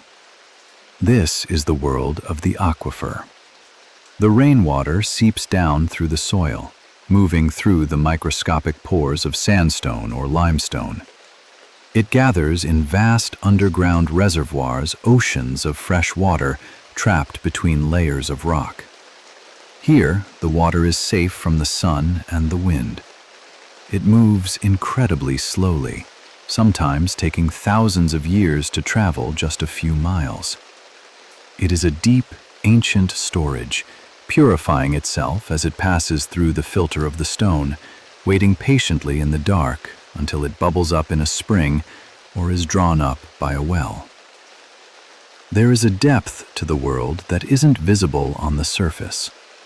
Like the earth, we all have inner reserves, deep wells of strength and memory that we carry quietly inside, ready to sustain us when the surface dries up. Sometimes a river decides to leave a part of itself behind. It sheds a loop of its own body, creating a quiet, crescent-shaped sanctuary separate from the flow. As a river meanders, a loop can become so tight that the two ends almost touch. During a heavy flood, the river breaks through the narrow neck of land, finding a straighter, faster path. The old loop is cut off. It becomes an oxbow lake. No longer part of the rushing current, the water there becomes still and calm. Silt seals the ends, and it transforms into a peaceful lagoon, a home for lilies and slow-swimming fish, resting quietly beside the rushing parent river. It is a beautiful metaphor for letting go. The river sheds its old shape to move forward, but what is left behind does not become useless. It becomes a place of peace. It reminds us that our past selves, the parts of our lives we have moved on from, still have beauty and purpose. There is a special place where the journey of the river ends and the vastness of the sea begins. It is a zone of mixing, a twilight world where the water is neither fresh nor salt. We call this the estuary. It is a place of gentle collision. The sweet, fresh water of the river meets the heavy, salty tide of the ocean. They swirl together, creating brackish water. This mixture is incredibly nutrient-rich. It acts as a nursery for the ocean, a safe harbor where young fish and crabs can grow before facing the open sea. The currents here are complex, governed by the rhythm of the tides pushing in and the river pushing out, a constant, fluid dance of balance. Transitions are fertile places. The space between two worlds, between the known river and the unknown sea, is where life flourishes most. It teaches us not to fear change, but to see the meeting points in our lives as opportunities for new growth. There is a reason why you feel a sudden surge of clarity and energy when you stand near a rushing waterfall. It is not just the beauty of the view.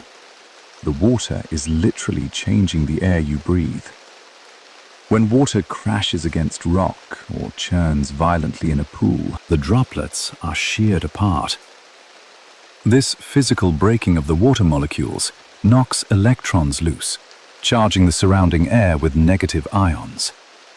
This is known as the Leonard effect. While the positive ions stay in the water, the negative ions float out into the air in a fine mist. When you inhale this mist, it increases the flow of oxygen to the brain and reduces stress. The waterfall is a massive natural air purifier, scrubbing the atmosphere clean with the energy of its fall. The turbulence is productive. The crash and the chaos of the fall are necessary to create the energy that heals. It reminds us that sometimes we need to be shaken up to release our best energy into the world. If you trace the path of a river through a dry landscape, you will see a ribbon of emerald green winding through the brown. The river creates a kingdom along its banks that belongs to neither the water nor the land. This is the riparian zone. It is the interface where the soil is permanently saturated by the river's presence. The plants here, willows, cottonwoods, and sedges, have evolved deep, thirsty roots that bind the soil together. They act as the river's skin. They filter pollutants before they can reach the water, and their shade keeps the stream cool for the fish. In return, the river feeds them constantly. It is a symbiotic boundary, a lush buffer that protects the purity of the water from the harshness of the surrounding land. We all need a buffer. We need a soft, living edge to protect our inner peace from the outside world. Like the riparian zone, these boundaries are where life is most vibrant and resilient. The river does not arrive at the ocean empty-handed. It carries a gift, gathered from every mountain and valley it has passed through. As water flows, it acts as a conveyor belt. It erodes rock into sand and soil into silt, carrying tons of this material sediment downstream. While the water flows fast, the sediment stays suspended. But as the river widens and slows near the coast, it loses the energy to hold this heavy burden. It gently releases the silt, letting it fall to the bottom. Over thousands of years, this dropping of the burden builds new land. Entire civilizations have risen on the fertile deltas created by the dirt the river decided to let go of. There is a time to carry and a time to release. The river teaches us that letting go of our burdens is not a loss. It is an act of creation. What we release can become the foundation for something new. When the rain finally reaches the ocean, its journey is not over. It is just beginning, a much longer, darker voyage. It is about to sink to the bottom of the world.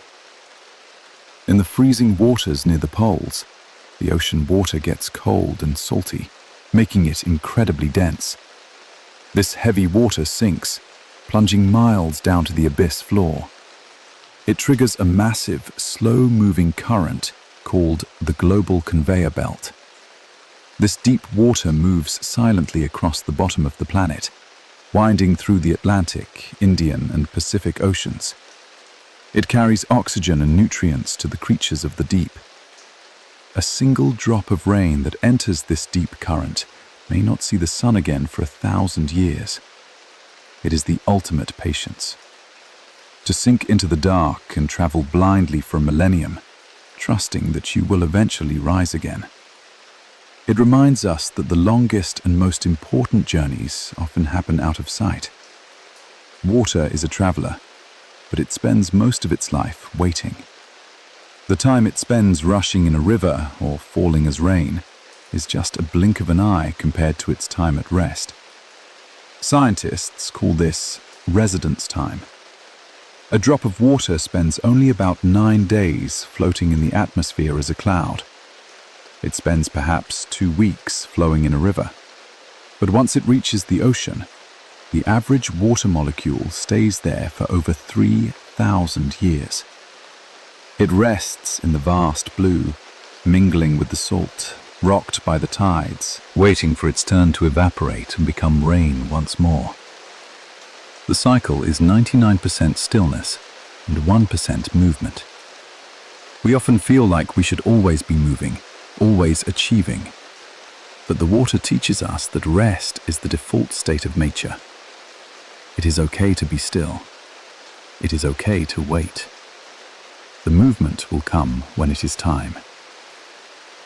Long before we had recorded audio or white noise machines, humans found a way to capture the soothing sound of the rain and hold it in their hands. They built an instrument that could summon a storm at will. This is the rain stick. Believed to have originated with the indigenous Diaguita people of Chile, it is made from the dried skeleton of a cactus. The thorns are pulled out, turned inward, and pushed back into the hollow tube. Then the cactus is filled with pebbles or seeds and sealed. When the stick is tilted, the pebbles cascade down, bouncing off the internal thorns. The physics of these thousands of tiny collisions mimics the random acoustic pattern of raindrops hitting leaves. It is a handheld simulation of nature, used not just for music, but to pray for the return of the water. It shows our deep longing to keep the rain close. Even in the driest deserts, we craft tools to remember the sound of water. It is a reminder that we can carry the sounds that heal us. even when the world around us is silent. The umbrella is such a common object today that we rarely think about it. But for thousands of years, it had nothing to do with rain. It was a symbol of power, designed only for the sun. In ancient Egypt, China, and Assyria, the parasol was a status symbol for royalty, used to block the harsh heat of the sun. It was made of paper or silk and would have been ruined by water. It wasn't until the Chinese began waxing and lacquering their paper parasols that the object transformed. They realized that by waterproofing the shield, they could walk through the storm untouched. It evolved from a symbol of separating the king from the sun to a tool that allowed the common person to coexist with the weather. It created a portable roof, a personal circle of dryness in a wet world. This is the beauty of adaptation. A tool designed for one purpose, shade, was reimagined to solve a completely different problem. It teaches us that what currently protects us can be adapted to weather new and different storms. In the arid lands of India, ancient architects built upside-down temples.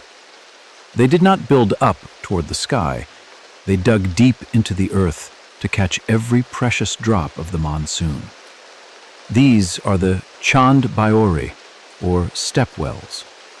They are masterpieces of engineering, vast inverted pyramids lined with thousands of symmetrical stairs leading down to a pool of green water at the bottom. During the monsoon, the rain would fill the well. As the dry season approached and the water level dropped, the stairs allowed people to descend further and further to reach the receding water. They were not just reservoirs. They were social gathering places, cool retreats from the heat, where the community respected and celebrated the harvested rain. They treated water with reverence. They did not hide it in pipes. They built cathedrals to hold it. It reminds us that what we value, we make beautiful. There was a time when the rain turned against us. It began to eat the faces off of statues and kill the fish in the lakes. It was a warning that the sky is not infinite. During the industrial boom, factories pumped massive amounts of sulfur dioxide and nitrogen oxides into the air. These chemicals mixed with water vapor to form sulfuric and nitric acid. When it rained, it was literally diluted acid falling from the clouds. It dissolved the limestone of ancient gargoyles and stripped the leaves from forests. But this story has a hopeful turn. Humans noticed the damage. Nations came together to sign air quality agreements. We installed filters and changed our fuels. The rain has largely healed. The pH levels have returned to normal in many parts of the world. The rain is a mirror. If we poison the air, the rain returns that poison to us. But if we care for the air, the rain returns as a blessing. It is a powerful lesson in consequence and the ability to heal the damage we have done. Why do we feel safer when a storm is raging outside? Logically, we should be afraid of the thunder and the wind. But for many, a heavy storm brings a deep, primal sense of peace. There is a word for this feeling: chrysalism. It is the amniotic tranquility of being indoors during a thunderstorm. Psychologists believe this comes from an evolutionary instinct. When the weather was violent, predators could not hunt. It was safe to stay in the cave. The noise of the storm created a privacy shield, ensuring that no one could approach unheard. Today, that instinct remains. The contrast between the cold, chaotic, wet world outside and the warm, dry, lit world inside reinforces our gratitude for shelter. The worse the weather, the safer we feel. It is the joy of contrast. We cannot fully appreciate the warmth until we see the cold. The storm outside validates the sanctuary inside. transforming a simple room into a fortress of comfort. For most of history, we could only watch the sky and hope. But in the last century, humans decided to stop waiting and started trying to build the storm themselves. This is the science of cloud seeding. Pilots fly aircraft directly into potential storm clouds and release flares containing silver iodide. The structure of silver iodide is almost identical to that of ice crystals. When these particles hit the supercooled water vapor in the cloud, they trick the water. The vapor believes it has found a natural ice nucleus, so it freezes onto the silver iodide, grows heavy, and falls as snow or rain. We are literally planting seeds in the sky, farming the clouds to bring water to thirsty lands. It is a testament to human ingenuity, but also a reminder of our limitations. We can encourage the rain, but we cannot create it from nothing. We still need the clouds to be there. We are not creators, but merely nudging the forces that already exist. In modern cities, we hide the rain in plastic pipes and gutters, rushing it away as if it were waste. But in traditional Japanese architecture, the exit of the rain is celebrated as art. These are called kusari-doi, or rain chains.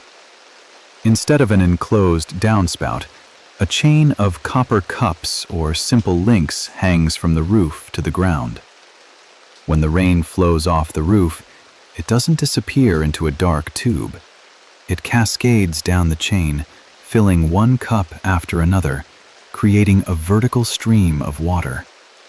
It turns the drainage into a visual feature, a beautiful, tinkling fountain that guides the water visibly down to a bed of pebbles or a ceramic pot.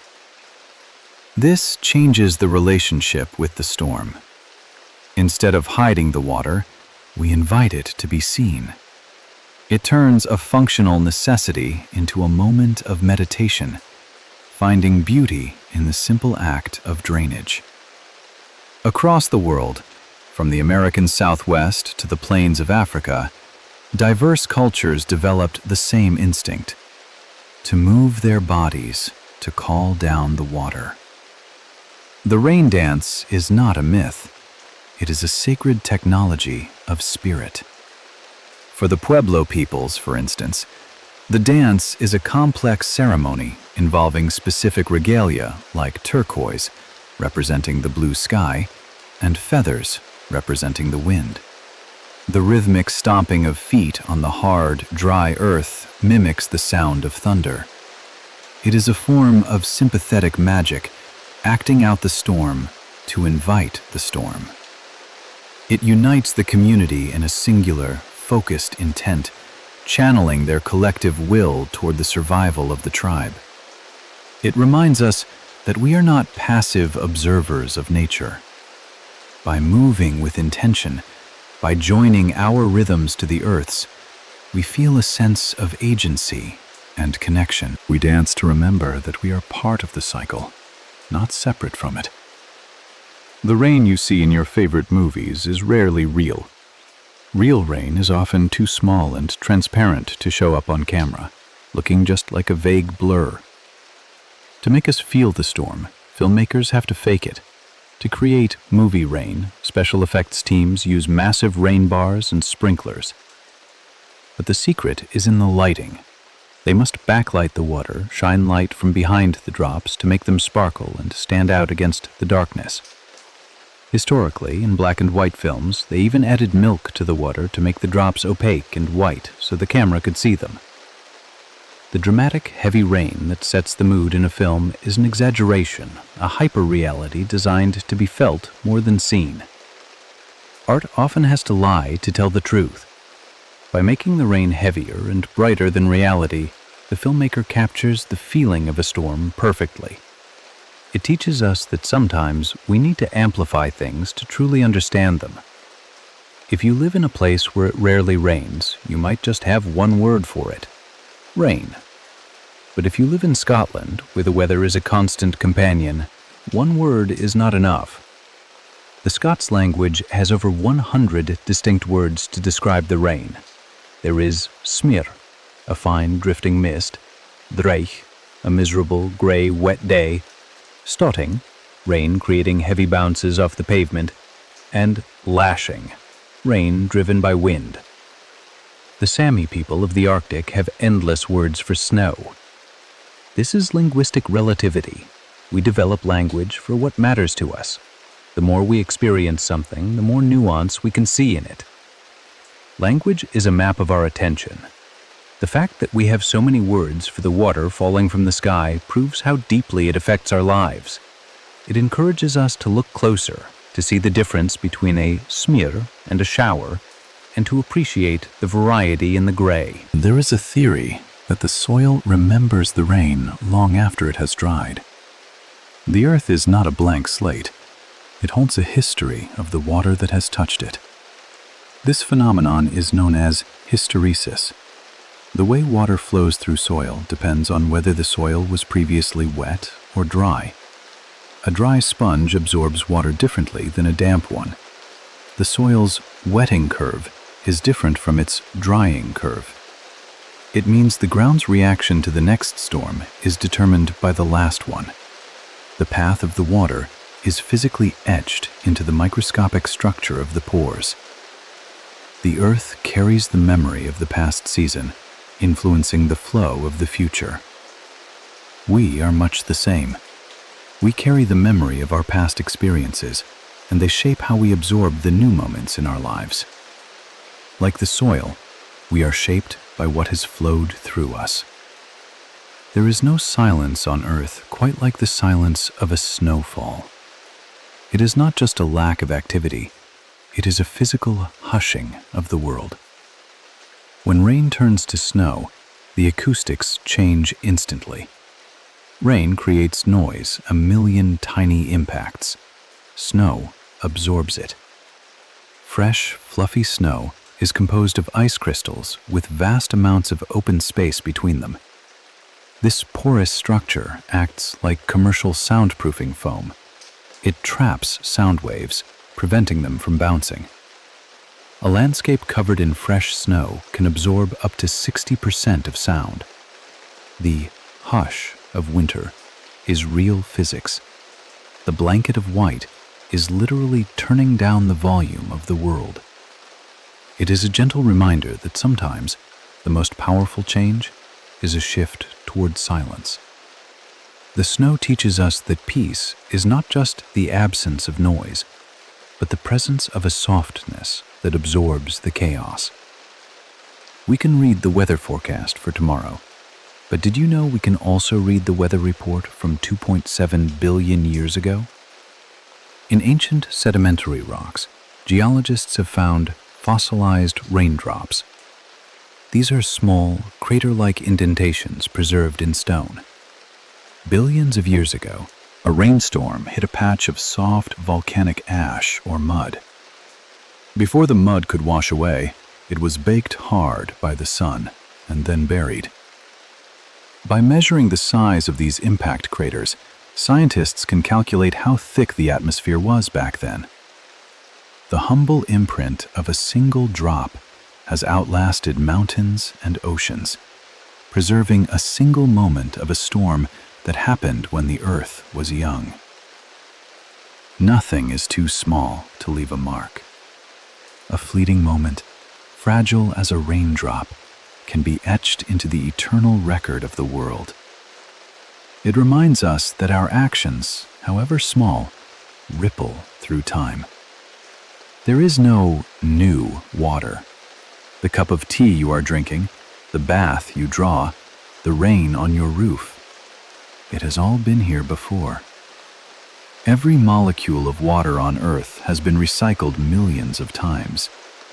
It has been filtered through the roots of ancient ferns, exhaled by dinosaurs, frozen in glaciers, and crashed as waves on forgotten shores. The water cycle is the ultimate engine of reincarnation. It cleanses itself through evaporation, rising pure and leaving the impurities behind, only to fall again.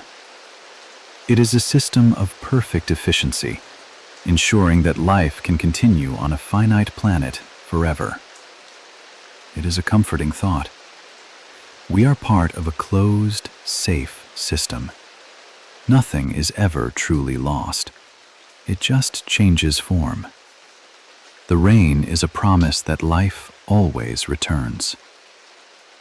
Water is often called the universal solvent. Given enough time, it can dissolve almost anything. It is the great equalizer of the material world. Because water molecules are polar, having a positive and a negative side, they are incredibly good at pulling other molecules apart. They surround the atoms of salt, sugar, and minerals, gently prying them loose. This is why the ocean is salty. The rain has dissolved the salt from the rocks on land and carried it to the sea. It is a slow, gentle destruction that allows for the creation of nutrient-rich soups that sustain life. It breaks down the old to feed the new. Softness is strength. Water does not need to use force to change the world. It simply uses patience and its own nature. It teaches us that we can overcome obstacles not by breaking them, but by gently understanding them until they yield. Right now, above your head, there is likely a river flowing that is larger than the Mississippi. You cannot see it, but it is there. These are called atmospheric rivers. They are long, narrow corridors of concentrated water vapor moving through the sky. A single one of these wind rivers can carry more water than the Amazon River.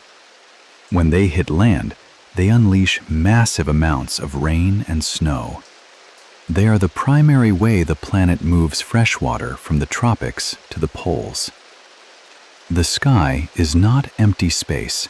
It is a highway of water, a constant, invisible flow that keeps the planet alive. We are always surrounded by abundance. Even when we cannot see it, the resources we need are flowing right above us. It reminds us to trust in the unseen currents that support our lives. The earth is a self-regulating organism. The rain is its way of sweating, cooling, and balancing its own temperature. Water has a high heat capacity.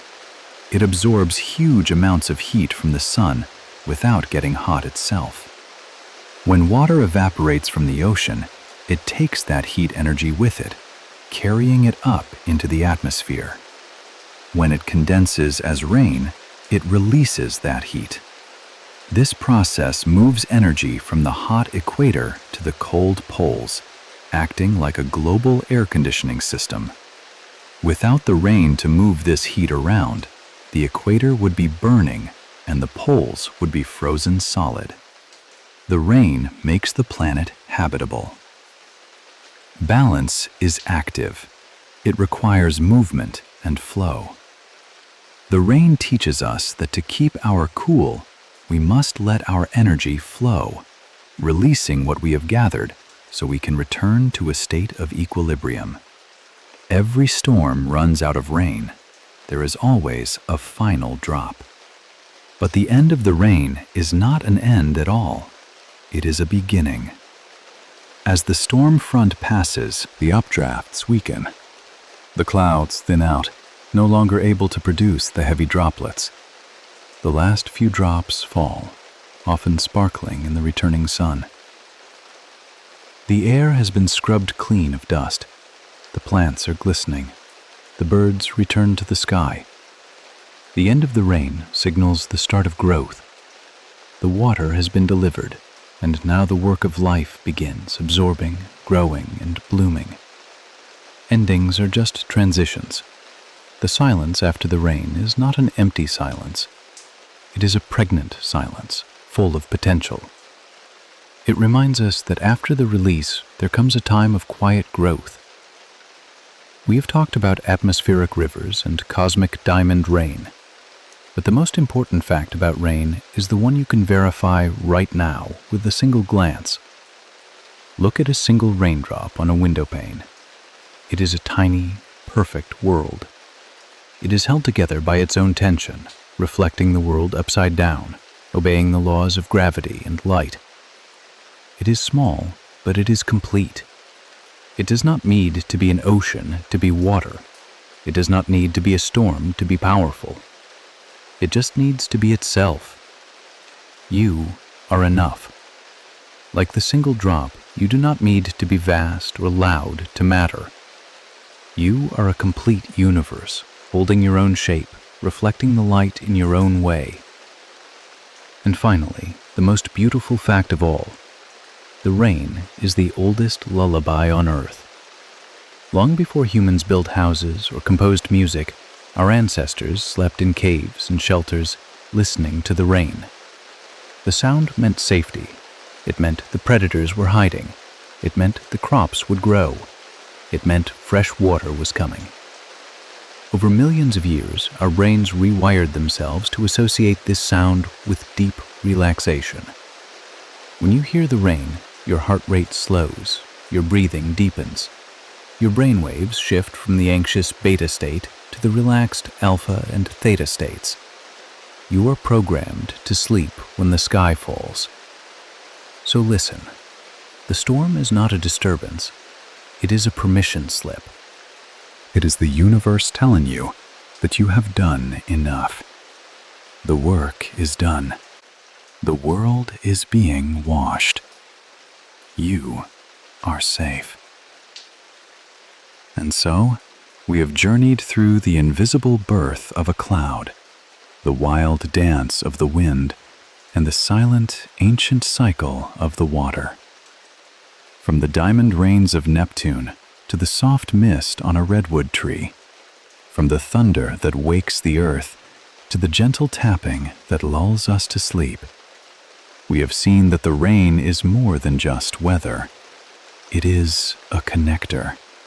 It binds the sky to the sea, the past to the present, and the restless mind to the peaceful heart. The storm outside has done its work. It has washed the air clean. It has watered the deep roots.